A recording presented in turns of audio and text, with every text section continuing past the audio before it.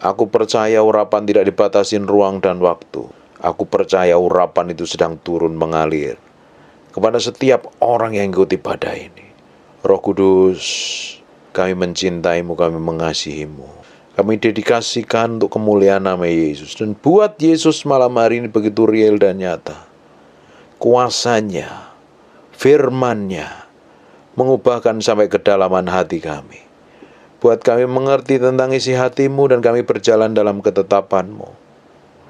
Berjalan dalam pusat kehendak-Mu. Sampai garis akhir kami, Kau dapatin menyenangkan hati-Mu ya Tuhan. Terima kasih ya Tuhan, terima kasih.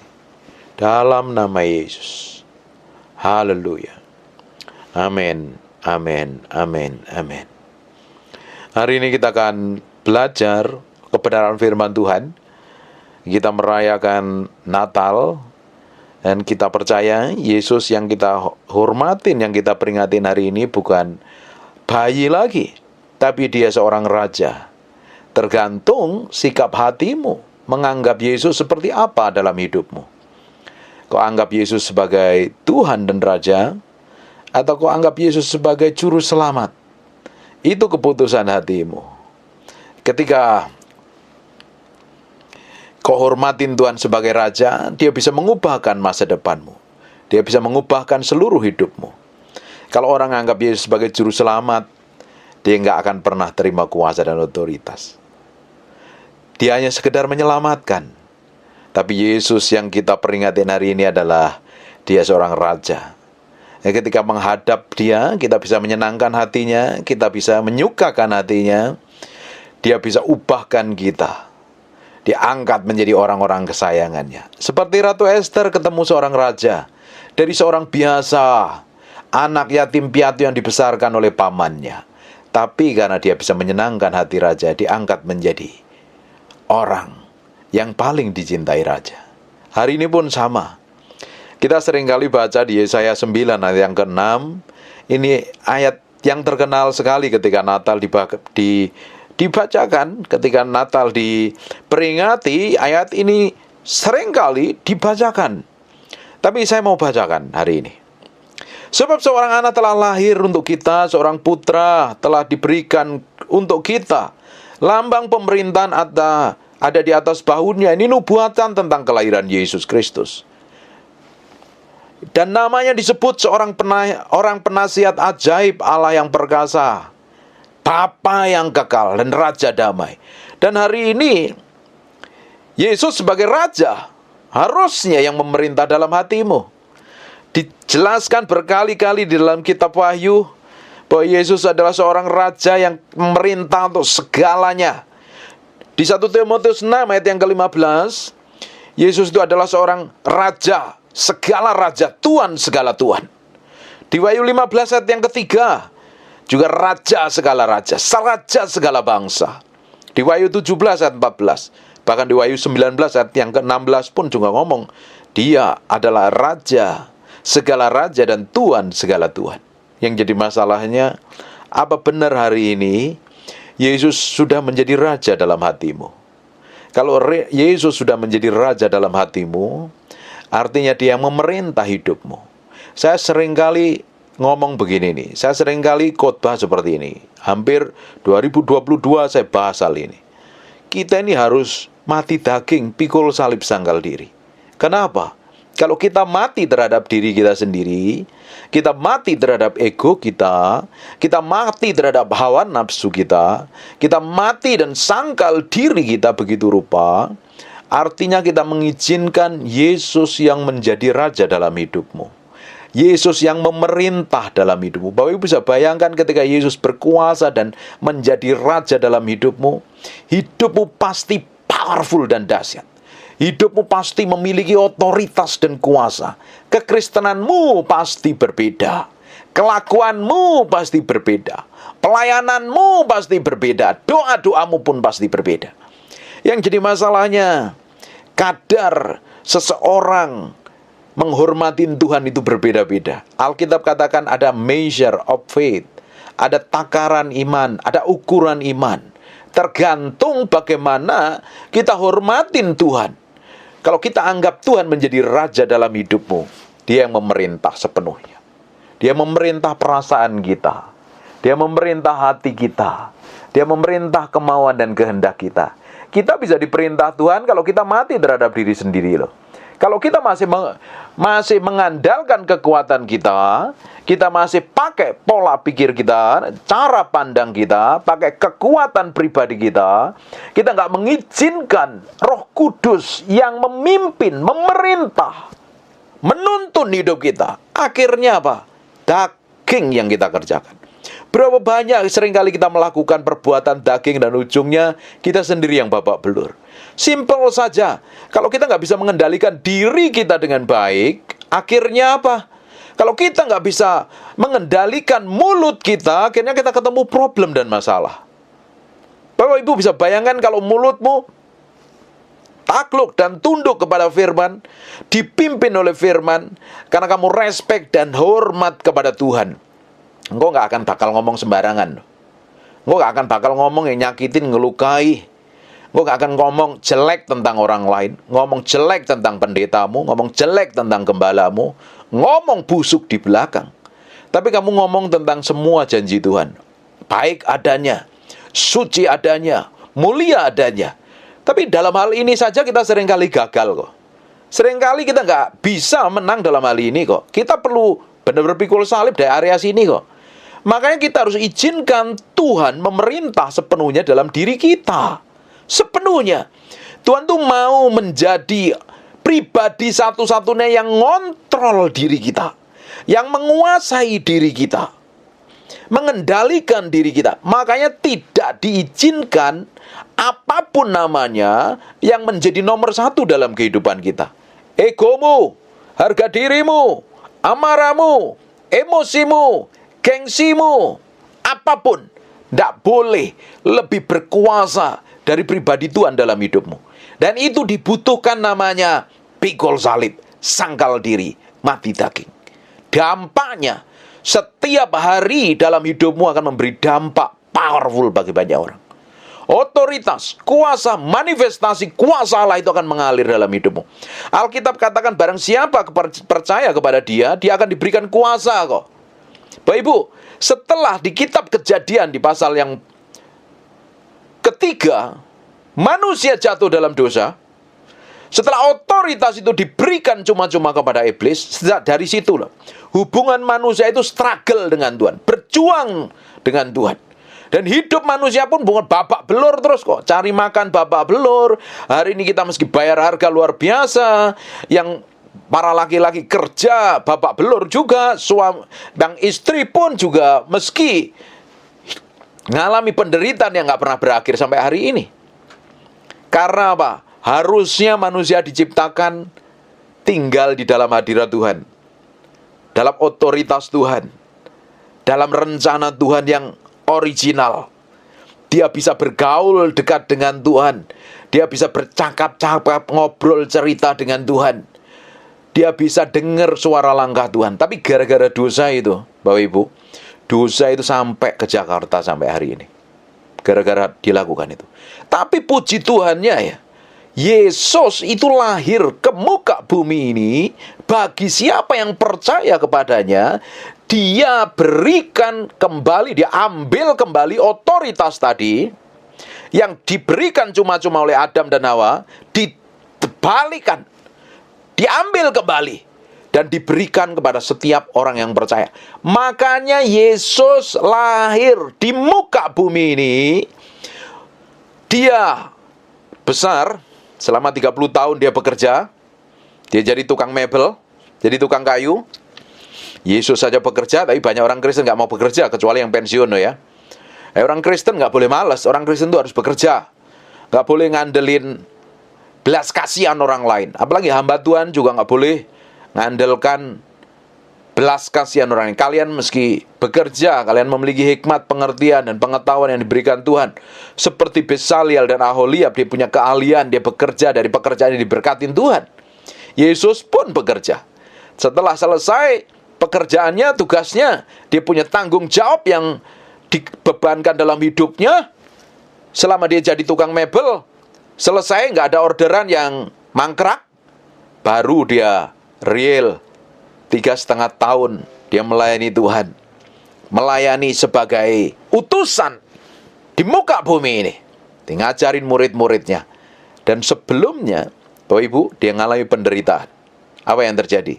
Dia mati di kayu salib dan terus dibangkitkan. Dari kebangkitannya itu, waktu dia dibangkitkan di antara orang mati, Bapak Ibu, dia ngambil otoritas yang sudah diberikan kepada iblis ini, diberikan kembali kepada orang percaya. Makanya Kisah Para Rasul katakan, kalau kamu terima Roh Kudus, kamu terima kuasa. Kamu akan menerima kuasa. Powerful dan dahsyat.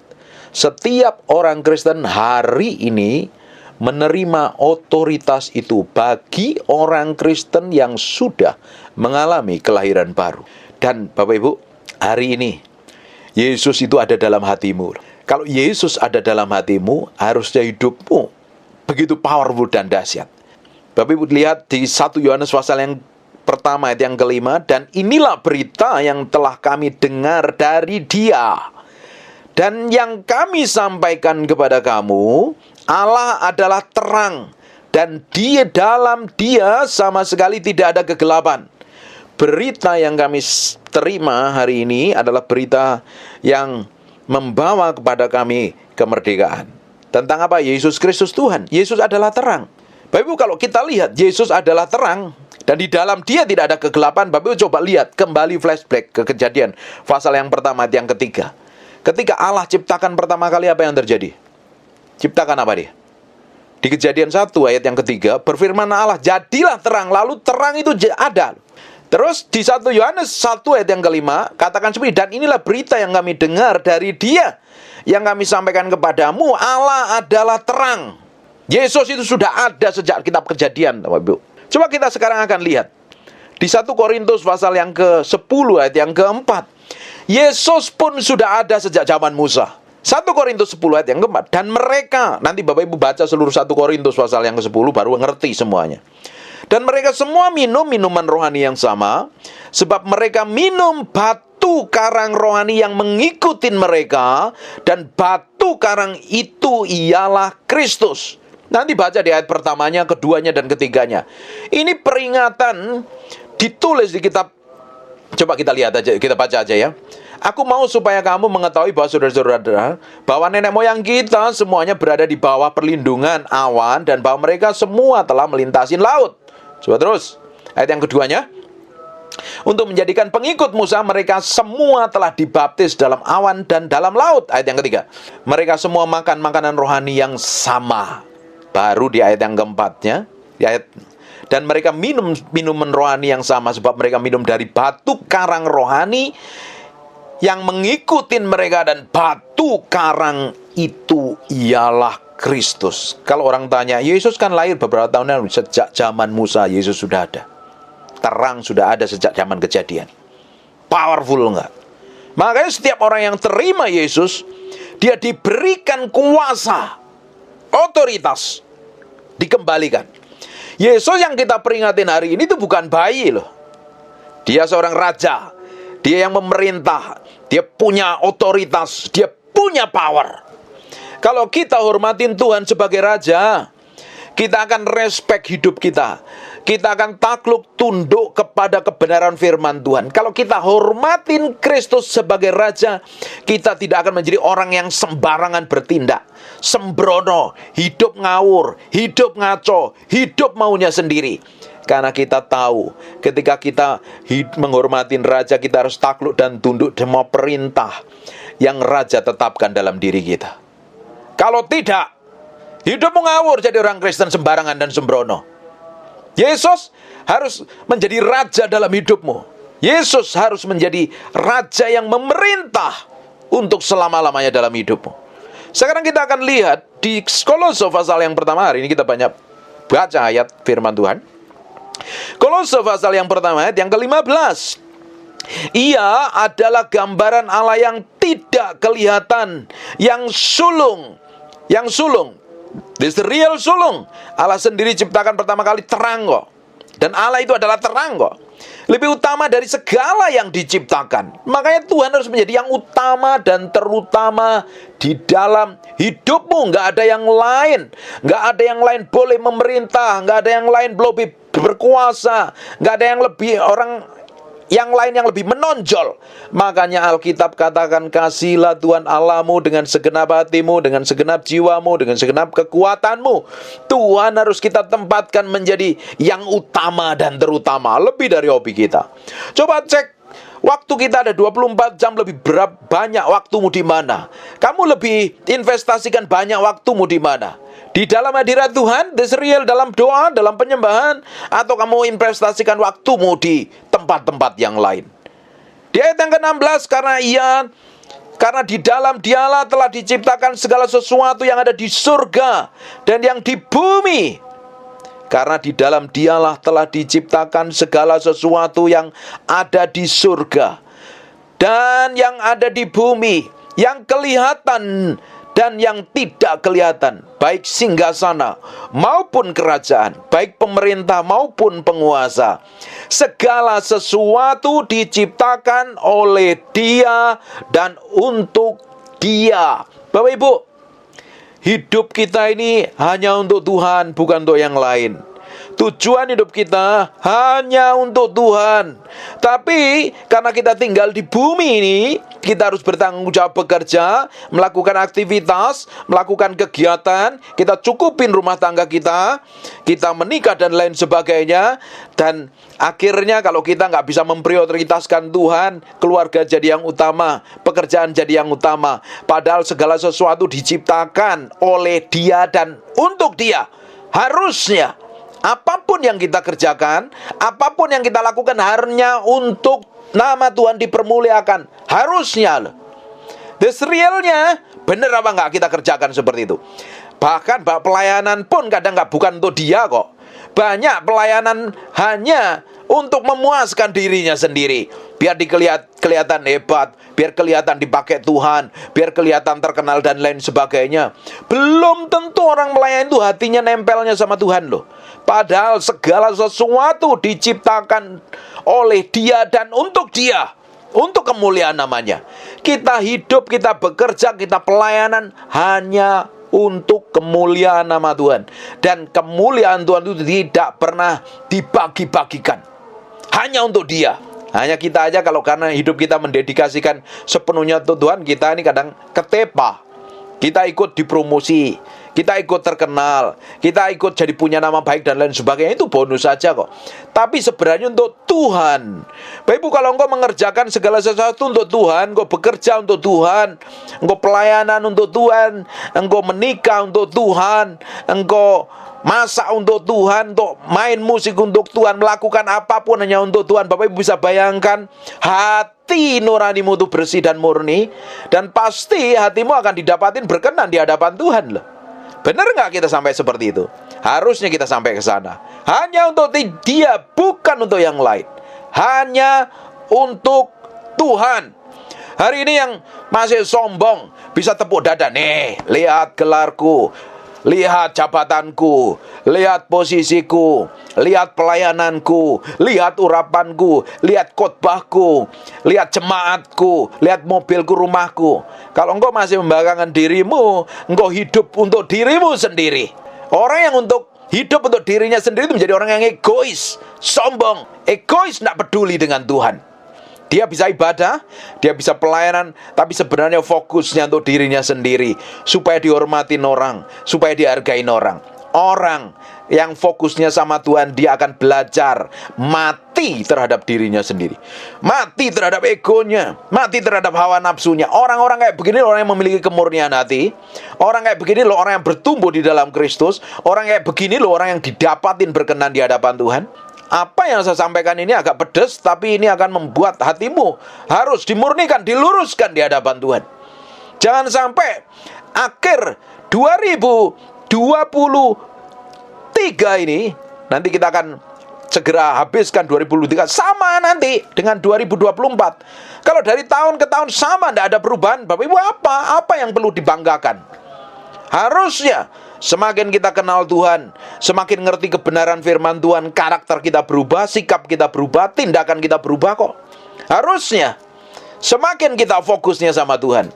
Kalau fokusmu sama Tuhan ya, engkau menjadi orang yang tanggung jawab dalam segala hal. Kamu bekerja tanggung jawab di kantor. Kamu jadi suami-suami yang bertanggung jawab, jadi istri-istri yang bertanggung jawab. Kamu mengerjakan segala sesuatu dengan penuh tanggung jawab. Kamu pelayanan pun dengan tanggung jawab. Apapun yang dipercayakan, kau lakukan dengan tulus hati. Nggak pandang. Bahkan ketika engkau ditegur pun, karena engkau tahu semua teguran, masukan, itu akan merubah dalam hidupmu. Engkau nggak akan berontak, engkau akan ngeyel. Tapi berapa banyak orang ketika ditegur pun malah marah. Gampang tersinggungan, gampang ngamuan, egois, sombong, pelaku, maunya sendiri. Tuhan bukan menjadi yang utama dalam hidupmu. Kalau Tuhan menjadi yang utama dalam hidupmu, Bapak Ibu, apa yang terjadi? Kamu menjadi orang yang memiliki sikap hati yang benar. Hati yang mau dibentuk, diproses. Ketika engkau didapatin, bisa dipercaya. Dari hal kecil dapat dipercaya. Kau dilihat Tuhan, Tuhan akan tambahkan, semakin tambahkan. Bukankah prinsip kerajaan Allah setia dalam perkara kecil, dan Tuhan akan tambahkan perkara-perkara yang besar. Bapak Ibu, berapa banyak orang Kristen, berapa juta orang Kristen, tapi nggak semuanya memiliki kuasa dan otoritas. Lidah bibirnya nggak memiliki kuasa dan otoritas.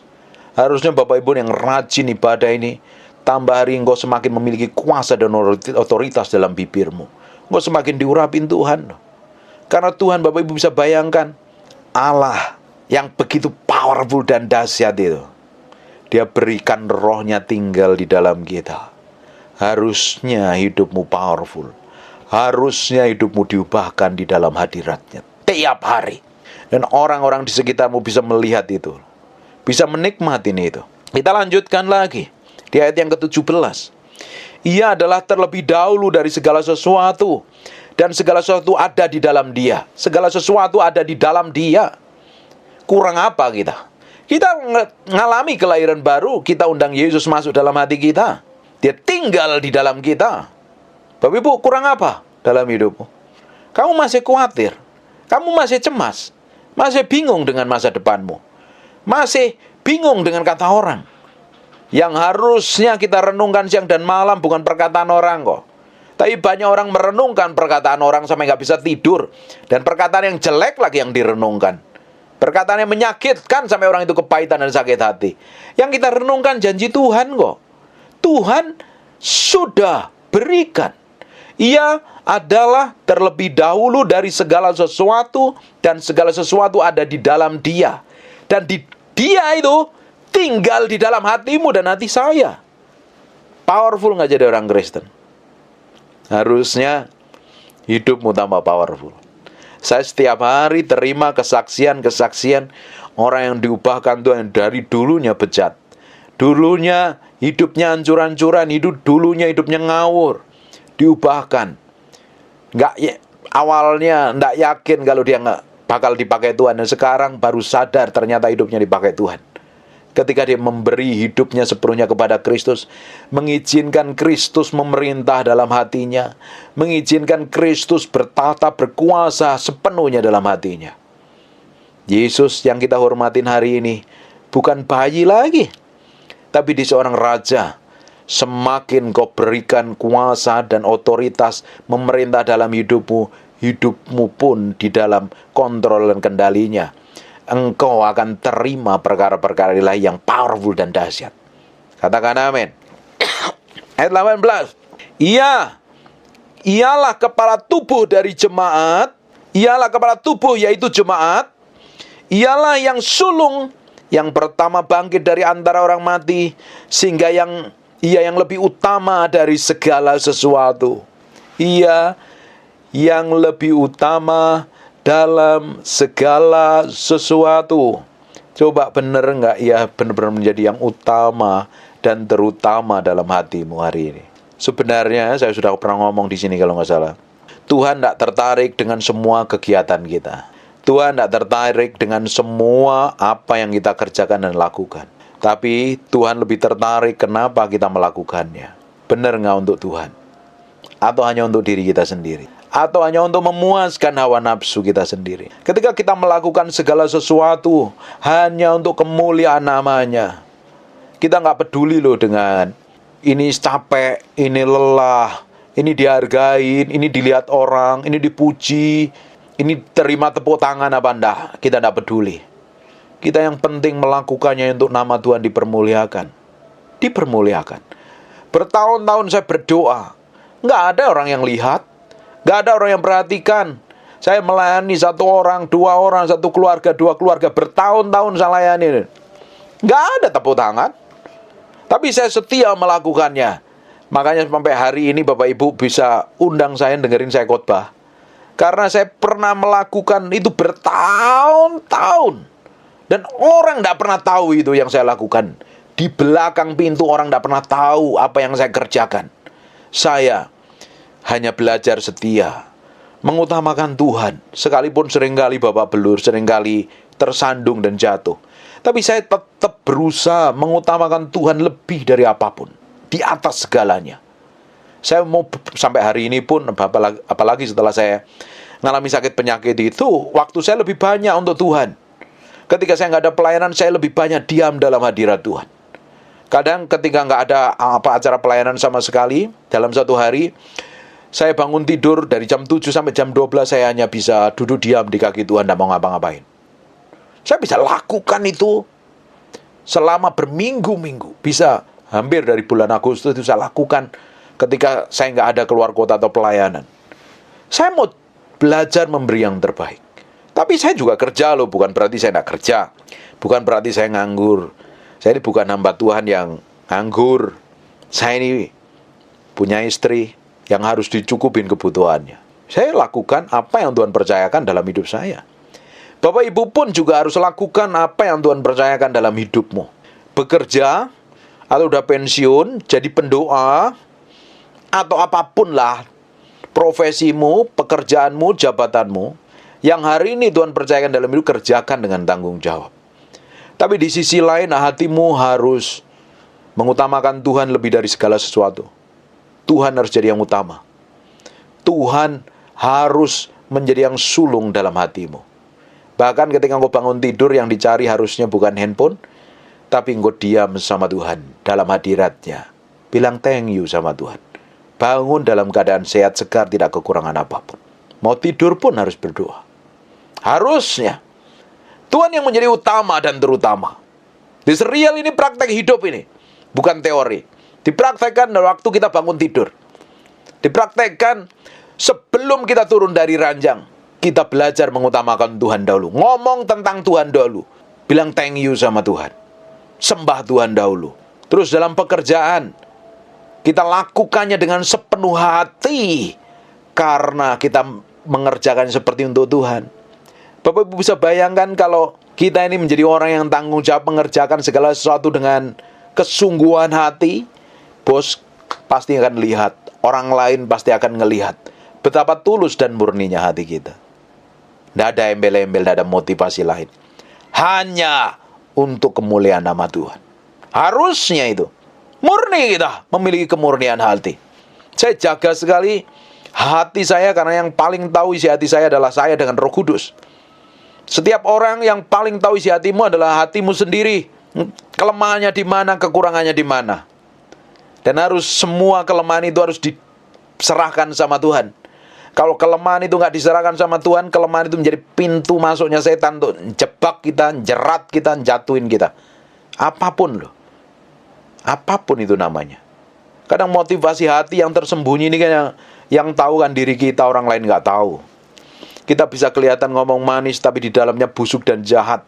Yang tahu kita. Tapi kalau kita ini murni di hadapan Tuhan, nggak ada itu kayak begitu. Nggak ada ngomong di belakang, nggak ada mengkhianati, nggak bisa nusuk dari belakang, nggak ada. Nabok nyilih tangan pun juga nggak ada. Tahu kan nabok nyilih tangan? Kita mau hajar orang lain pakai orang. Banyak orang kayak begitu. Seperti apa yang dilakukan Daud itu, nabok nyilih tangan, istilah Jawa itu. Dia bunuh Uria karena apa? Dia ketahuan istrinya udah ditidurin dan hamil, makanya suaminya dibunuh lewat siapa? Lewat panglimanya.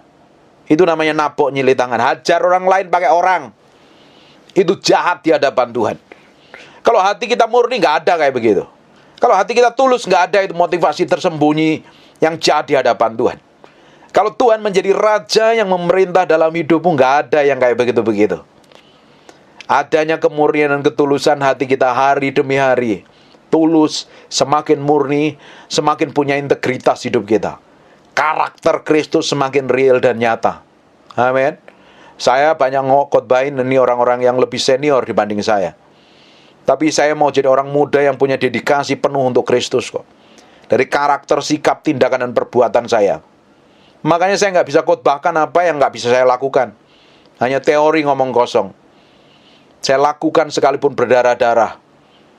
Dan orang di sekitar saya menikmatin, terutama istri saya menikmatin karakter Kristus melalui hidup saya.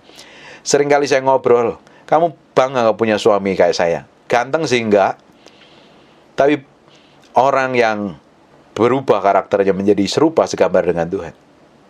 Yang muji saya ganteng hanya emak saya atau ibu saya toh kok, yang lain gak puji ganteng kok. Jadi saya thank you aja, saya juga hidup bukan perkataan orang kok. Saya nikmatin itu. Yang penting karakter saya diubah, berubah terus. Semakin saya muliakan Tuhan, semakin saya tinggikan Tuhan, semakin saya izinkan Tuhan memerintah dalam diri saya, segala sesuatu yang jahat dalam diri saya itu dicabut sampai ke akar-akarnya. Dan itu tidak enak. Semakin engkau dedikasikan Tuhan yang memerintah dalam hatimu, berkuasa sepenuhnya, ngontrol hidupmu, semakin engkau mati terhadap dirimu sendiri. Dan kuasa Kristus semakin nyata. Bukankah Alkitab katakan mata Tuhan menjelajah ke seluruh bumi, mencari orang yang bersungguh hati kepada Dia. Kalau didapatin orang yang seperti itu, kelakuannya, sikapnya, tindakannya, perbuatannya, akan dilimpahi kekuatan, kuasa, dan otoritas yang powerful dan dahsyat. Hari ini nggak banyak orang mau bayar harga di hadapan Tuhan. Hari ini dunia sudah masuk dalam kekristenan begitu rupa. Hari ini sistem dunia, cara dunia sudah masuk dalam kekristenan. Semuanya orang maunya instan. Makan pun makan mie instan. Ada nasi instan, ada susu instan, semuanya instan. Ikut Tuhan nggak bisa seperti itu. By proses, step by step kok. Nggak ada ikut Tuhan itu langsung bim salah bim. Untuk saya bertumbuh, untuk saya diurapin Tuhan, untuk saya ngerti kebenaran, untuk saya berjalan dalam roh, perlu setiap hari mati daging, pikul salib, sangkal diri. Mati terhadap diri sendiri. Enak nggak? Nggak enak. Siapa bilang enak? Memang Bapak Ibu, kuasa dan otoritas itu diberikan kepada kita.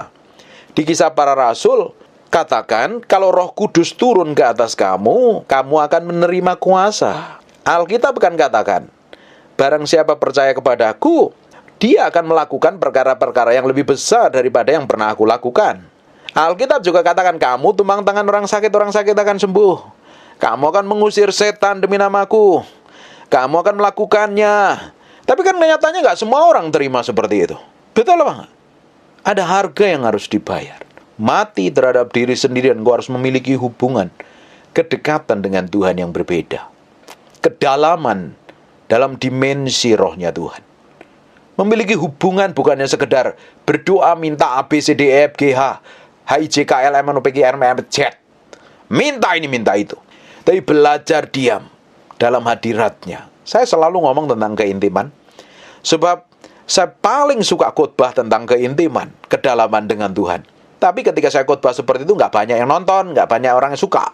Saya lebih suka khotbah tentang keintiman, karena ini dasarnya. Supaya kita memiliki hubungan yang dekat dengan Tuhan. Makanya cara tercepat untuk kita pikul salib, sangkal diri, mati daging adalah tinggal di dalam hadiratnya. Berendam dalam hadiratnya. Nggak pingin apa-apanya, pingin Tuhan. Engkau mati terhadap dirimu sendiri. Engkau hanya pingin Tuhan hari demi hari. Dan Bapak Ibu bisa bayangkan ketika engkau tiap hari berendam. Saya lakukan itu. Saya lakukan. Hampir tiap hari. Berendam. Kelihatannya nggak ada perubahan. Tetapi ketika saya pelayanan, ketika saya doain orang. Sesuatu yang ilahi mengalir. Orang dilawat Tuhan, orang dipulihkan Tuhan, orang diubahkan Tuhan. Powerful dan dahsyat. Itu yang Tuhan mau loh. Itu yang Tuhan mau kembalikan kepada orang percaya. Kuasa dan otoritas yang diberikan oleh Adam dan Hawa itu diberikan kembali kepada orang percaya. Supaya hidup kita itu jadi berkat bagi banyak orang. Bapak Ibu, semua orang bisa khotbah. Semua orang bisa nyembah Tuhan. Semua orang bisa melayani Tuhan. Semua orang bisa berdoa. Tapi tidak semua orang bisa menghadirkan Tuhan dalam khotbahnya. Tidak semua orang bisa menghadirkan Tuhan dalam penyembahannya. Tidak semua orang bisa menghadirkan Tuhan di dalam setiap ibadah. Karena dibutuhkan bayar harga. Masuk dalam kedalaman hati Tuhan dan mati terhadap diri sendiri. Baru powerful. Kuasanya itu mengalir. Memenuhi, semakin memenuhi. Dampaknya, orang di sekitar hidupmu, orang yang kamu layani, merasakan His manifested presence. Hadirat Tuhan yang dinyatakan. Saya juga pernah ngomong kayak begini kalau nggak salah di tempat ini. Tuhan itu omnipresent, ada di mana-mana. Tapi Tuhan yang di mana-mana itu tidak bikin apa-apa. Tidak merubahkan apa-apa. Tuhan ada di tempat pelacuran. Tuhan ada di diskotik. Tuhan ada di jalan-jalan. Tuhan ada di pasar. Dan nyatanya orang pasar juga nggak bertobat. Betul apa nggak? Tapi ketika hadirat Tuhan itu dimanifestasikan, apa yang terjadi? Saulus ketemu Tuhan, matanya menjadi buta. Hidupnya diubahkan Tuhan.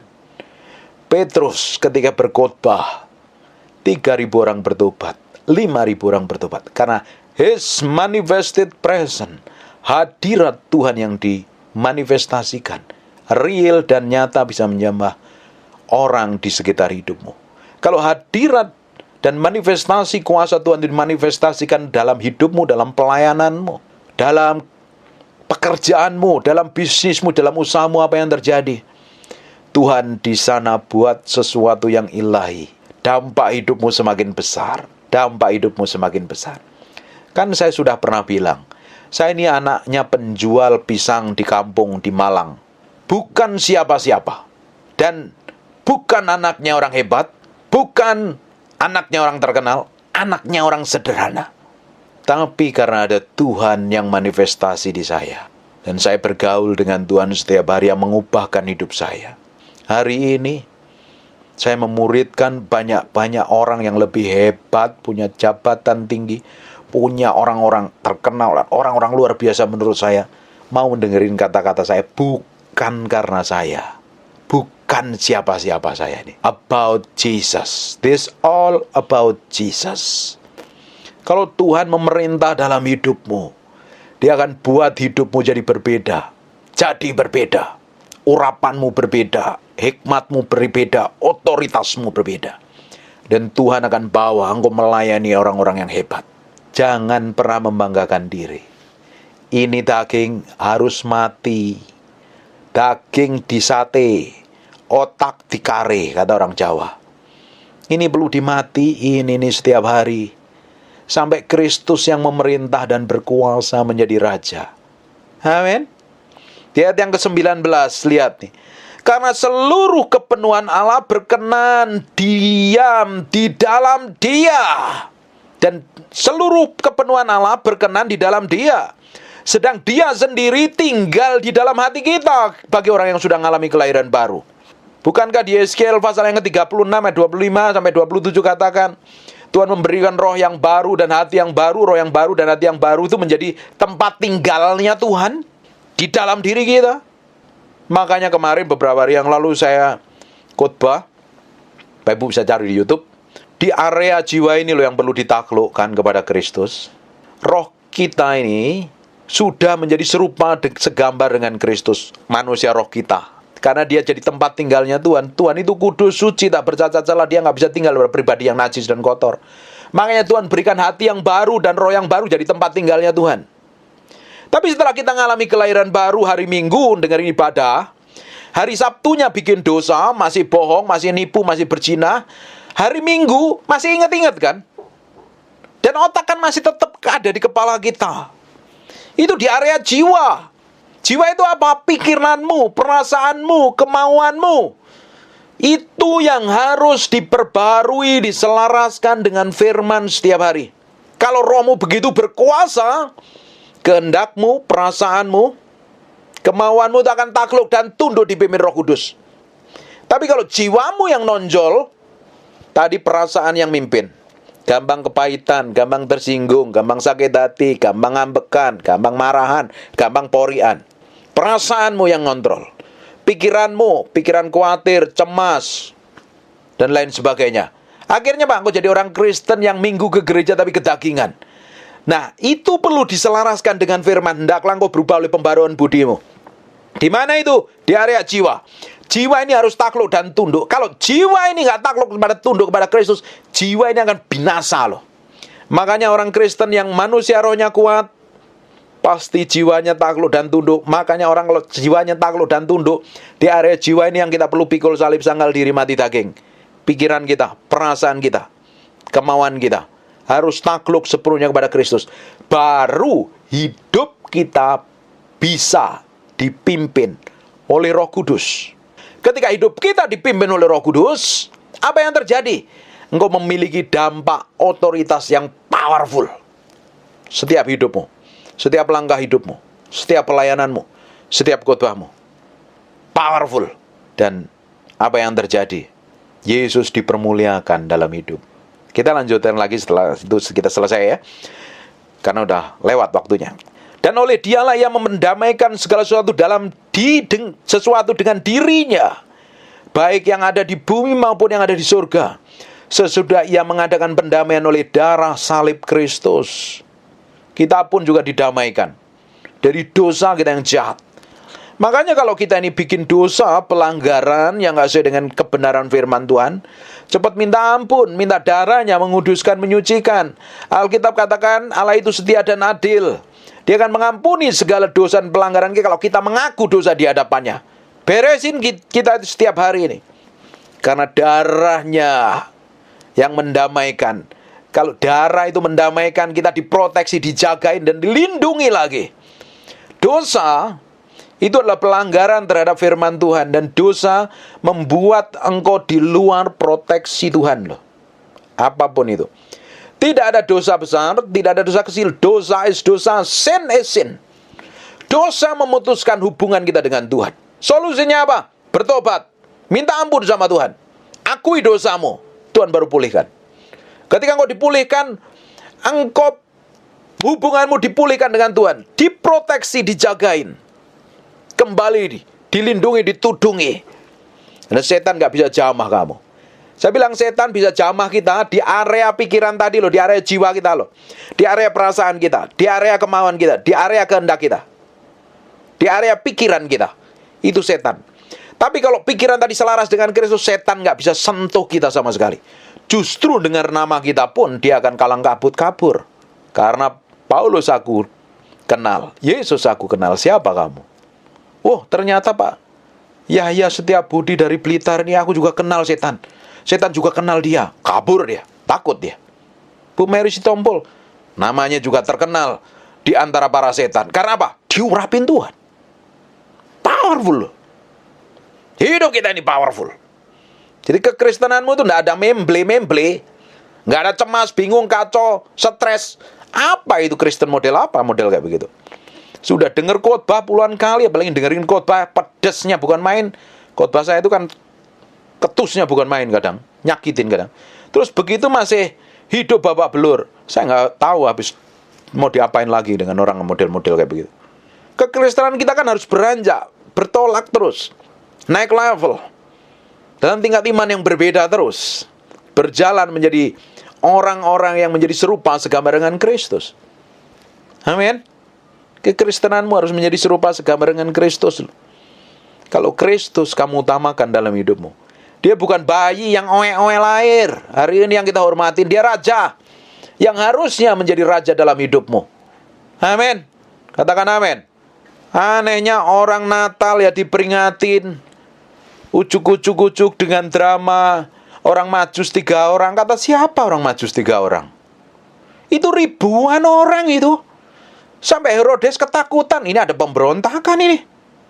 Jangan-jangan nih, dia persembahkan emas, kemur, dan kemenyan lagi. Makanya dia ketakutan, makanya setiap anak sulung dibunuh kok. Dia bukan bayi yang kita hormatin. Dia raja yang harus memerintah dalam hidupmu. Ini Natal harus menjadi sesuatu yang berbeda karena engkau tempatkan Yesus sebagai raja yang memerintah seluruhnya di dalam seluruh hidupmu, dan dia akan ubah hidupmu. Kalau kita menghadap raja ya, seorang gembel pun bisa menjadi seorang pangeran loh, yang mulia loh kalau hadap raja. Itu keputusan raja. Bahkan seorang pangeran pun bisa menjadi seorang gembel. Amin. Ratu Wasti menghadap raja. Karena raja tidak berkenan akhirnya jadi gembel. Tapi Esther, anak yatim piatu yang dibesarkan oleh omnya, karena dia bisa menyenangkan hati Tuhan, hati tuannya, ngikutin apa yang Mordekai suruh, apa yang Hegai suruh, dan akhirnya menjadi ratu kesayangan raja. Hidup kita pun juga harusnya seperti itu hari ini. Amin. Belajar nyenengin hati raja. Orang yang nyenengin hati raja hidupnya nggak sembarangan, nggak sembrono. Ngomongnya pun ngomong levelnya kerajaan. Bukankah kita ini anak-anak kerajaan, amin? Harusnya kita ini menjadi bangsawan kerajaan loh. Bapak Ibu, nanti pelajarin, cari di YouTube, cari di Google, atau dimanapun lah. Bagaimana orang-orang kerajaan Inggris itu mendidik anak-anaknya dengan cara sistem pola hidup, gaya hidup anak-anak kerajaan loh. Cara duduknya, cara pakaiannya, cara ngomongnya pun diatur. Dia harus menjadi, nanti suatu hari akan menjadi meneruskan keturunan kerajaan, penerus tahta kerajaan. Ya, kita ngaku anak Allah lagi. Aku dia anak Tuhan, aku dia anak Tuhan. Tapi ngelihat dari omongannya, ngelihat tindakannya bukan anak Tuhan, anak iblis malahan. Aku ini anak raja, aku anak raja. Kelakuannya nggak jauh beda dengan bajingan. Hari ini kita mau belajar benar-benar real, kita ini anak kerajaan. Sikap tindakan hidup kita seperti mencerminkan anak kerajaan, amin. Baru engkau akan melihat hidupmu jadi orang yang berbeda. Nanti lihat ya, kalau engkau berubah, engkau berbeda, nanti lihat orang-orang di sekitarmu pasti akan dijamah Tuhan kok. Saya ini melihat banyak kejadian, saya nggak bisa saksikan. Orang di sekitar hidup saya itu diubah Tuhan. Sebenarnya yang diubahnya itu bukan karena saya, karena ada manifestasi Tuhan yang dalam hidup saya. Hal yang sama juga akan terjadi dalam hidup Bapak Ibu hari ini. Natal ini akan menjadi Natal yang berbeda. Engkau mulai jadi orang yang berbeda. Hidup dalam kesucian, hidup dalam kekudusan, hidup takut akan Tuhan. Memiliki perkataan anak-anak kerajaan, memiliki sikapnya anak kerajaan. Bukan anak-anak pasar yang ngomong sembarangan. Pikirannya pun pikiran kerajaan. Amin. Diberkati nggak hari ini? Yang diberkati angkat tangannya. Puji Tuhan, puji Tuhan. Saya berdoa firman yang saya sampaikan ini memang sedikit pedas, tapi dia akan merubah hidupmu. Saya lebih dari 10 menit ini. Saya meski selesai ini. Ya. Amin. Sekarang tutup matamu, tutup Alkitabmu, kita berdoa. Bapak, terima kasih Tuhan. Kami kembalikan segala hormat, pujian, pengagungan buat Raja kami yang maha mulia. Kami materaikan firman-Mu dengan darah anak domba, firman ini nempel dalam hati kami. Dan kamu berdoa setiap orang yang ikut ibadah online ini, dimanapun mereka berada, di Papua, di Rote, di Kupang, di Jawa Barat, Jawa Tengah, Sorong, dimanapun mereka berada. Tuhan ubahkan. Firman ini bekerja begitu powerful dan dahsyat, mengubahkan hidup kami. Dan mempersiapkan kami menjadi orang-orang yang bisa dipercaya menjadi memiliki ahli waris kerajaan Allah. Terima kasih ya Tuhan. Kami hormati Engkau sebagai Raja dalam hidup kami yang memerintah dan berkuasa untuk selama-lamanya. Berkati setiap orang yang ikut ibadah ini. Bagimu segala pujian, hormat, pengagungan. Kami berjanji untuk tidak mencuri kemuliaan-Mu. Untuk Engkau saja Raja kami yang memulia, Yesus Kristus Tuhan. Dalam nama Yesus kami berdoa dan mengucap syukur. Haleluya. Amen. And God bless you. Terima kasih siang hari ini. Terima kasih Tuhan. Terima kasih Tuhan. Engkau baik, Engkau baik. Lihat sampai kedalaman hati kami Tuhan. Koreksi dengan firman-Mu, bahwa kami menjadi serupa segambar dengan Engkau. Kami hanya ingin menyenangkan hati-Mu, bukan yang lain Tuhan. Dapatin hati kami menyenangkan hati. Siang hari ini Roh Kudus, kami memberi hati kami untuk Engkau, untuk diubah, dijamah, dilawat Tuhan. Enggak ada yang lain yang lebih mulia selain Engkau. Enggak ada yang lain Tuhan. Buat hati kami nempel dengan Engkau Tuhan. Pikiran dan perasaan kami menyatu dengan Engkau, sehingga kami ngerti apa yang Engkau mau dalam hidup kami. Dalam nama Yesus. Haleluya. Amin. We thank you, we praise you, we adore you. We thank you, we praise you, we adore you. Terima kasih siang hari ini. Terima kasih Tuhan. Terima kasih. Terima kasih.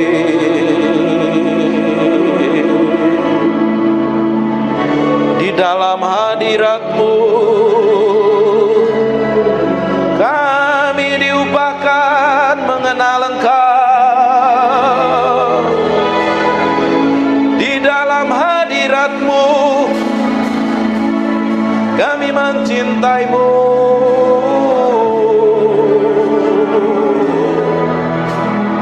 Mencintaimu Roh Kudus. Roh Kudus.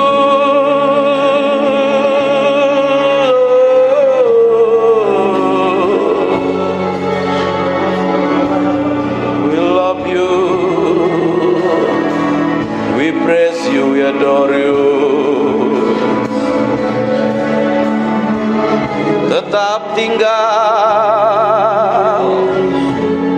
di dalam hadirat-Mu, sebab kami mencintaimu. Oh Tuhan, Tuhan, Tuhan.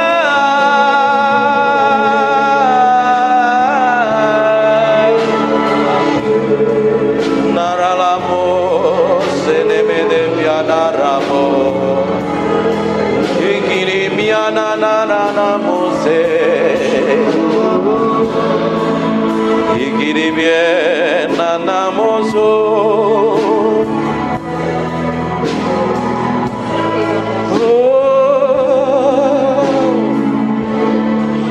We praise you, we praise you, we praise you. We praise you, we praise you.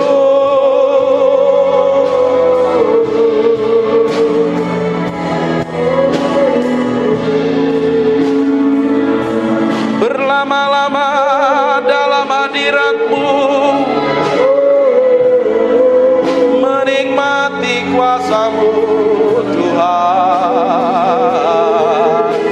Tuhan, inananaramore,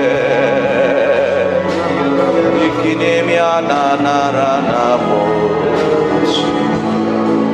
Terima kasih Tuhan. Biar roh hikmat wahyu turun di antara kami, menyingkapkan pribadi-Mu yang ajaib, sehingga kami mengerti kehendak-Mu, berjalan dalam pusat hati-Mu. Oh Tuhan, siang hari ini kami semua tanpa terkecuali. Kami adalah orang yang mencintaimu dan mengasihimu.